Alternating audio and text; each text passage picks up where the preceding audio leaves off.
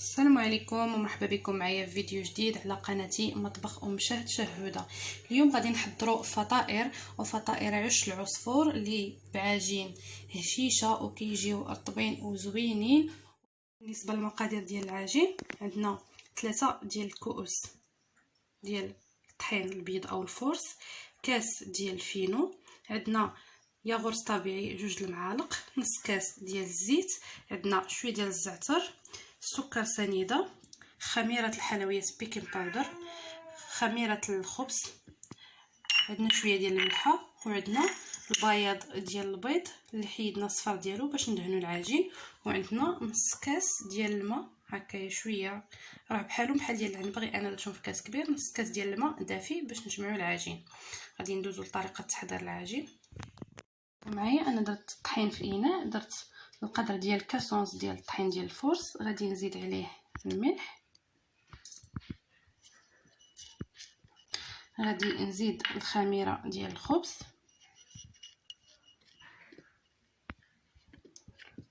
وغادي نضيف معلقه صغيره ديال السكر سنيده، وغندير هذا الكاس هذا ديال الماء دافي غادي نجمع به الخليط كما كتشوفوا معايا. نجمع الخليط ديالي مزيان، وهاد الطريقه درناها باش نخليوه يختمر شويه كما كتشوفوا. غنجمعوها هكايا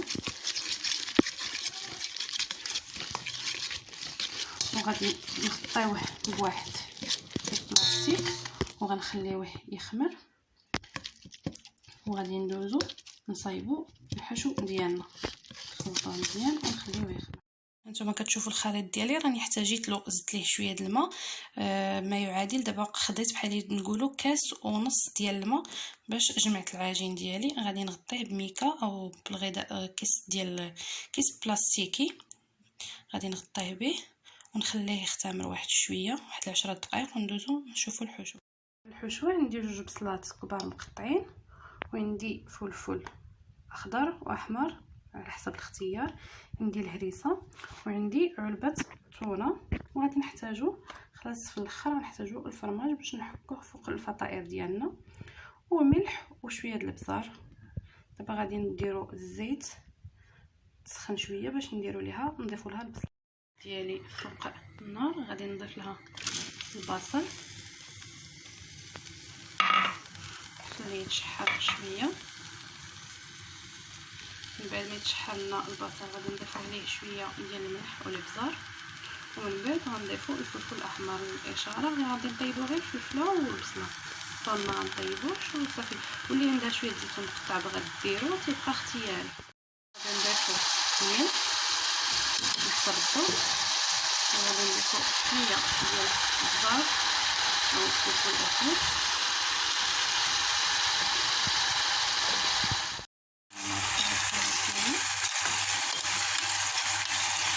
في الأثناء غادي نضيفو الفلفل باش يتشحروا أكثر.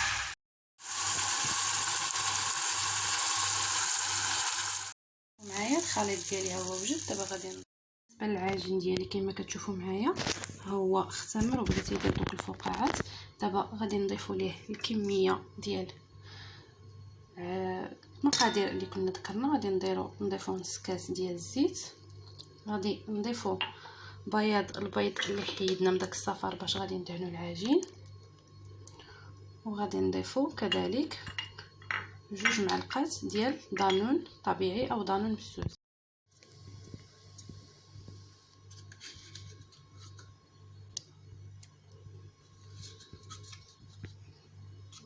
غادي نضيفوا الان الكميه المتبقيه من الدقيق الابيض كتشوفوا معايا، ها هي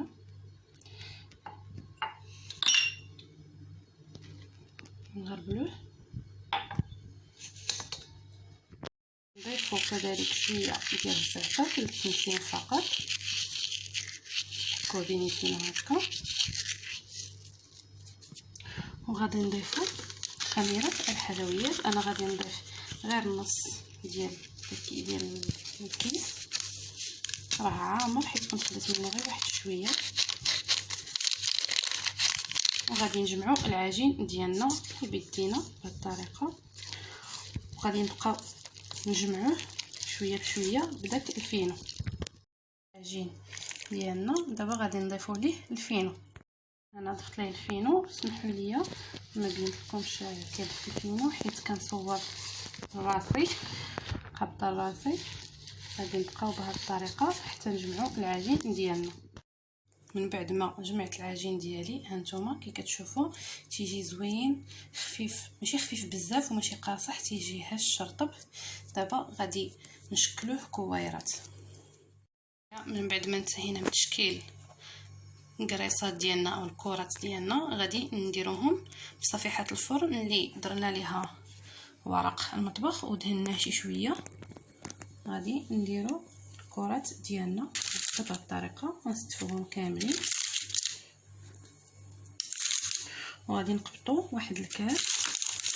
غادي نقبطوا القاع ديال الكاس ديالنا وغادي نديروه شويه في الفرن ونوريكم الطريقه كيفاش غادي نديرو. كما كتشوفوا معايا انا درت هاد الجوج هادو. غادي ندير معكم وحده اخرى. غنجيو للوسط ديال الكره ديالنا ونضغطوا بهذه الطريقه هذه كما كتشوفوا، ونكملوا الكل ديالنا تنساليو. ما انتهينا من التشكيل ديال الكرات ديالنا وصايبناهم هكا بالكاس. دابا غادي ندوزو للطريقه غادي باش نعمروهم. صايبوا الحشو ديالنا. غادي نقبطوا واحد شويه ديال الطماطم المركزه وغادي ندهنوا شويه كرات ديال الطماطم المصبره وهرست لها الطعم ديالها بشويه د الكيتشوب بشويه د الزعتر حيت ما تنقدرش على داك المذاق ديال الطماطم هكايا. وغادي نقبط المعلقه ديالي وغادي ندهن كل وحده هكايا، ندهنهم كاملين ومن بعد عاد نعمرهم.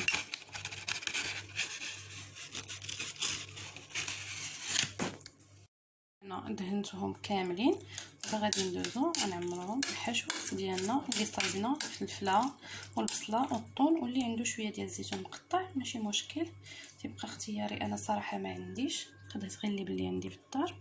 نتوما كتشوفوا نعمروهم. انا درت شويه ديال الكورنيشو كيعجبني الصراحه.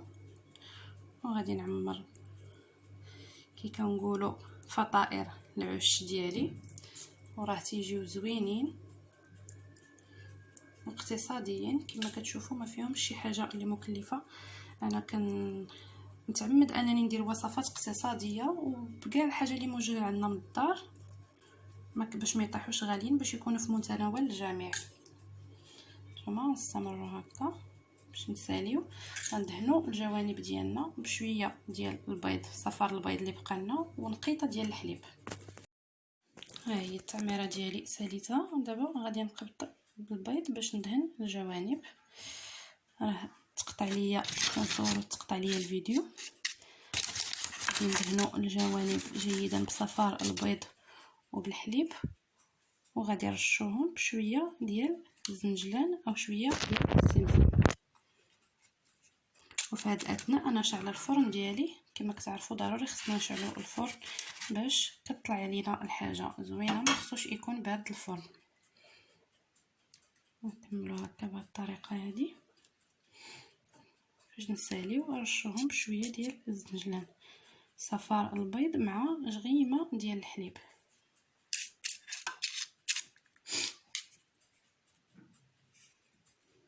صراحه راه كيجيو رائعين وكيجيو بنان.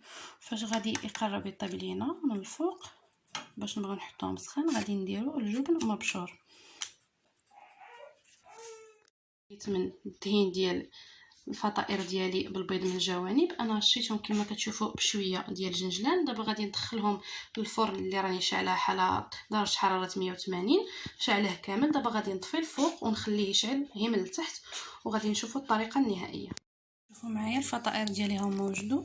دابا غادي ندير لهم شويه ديال الجبن مبشور وغادي نرجعهم للفرن يذوب عليهم مع حد الفران مازال سخون ونقدمهم لكم بالصحه والراحه.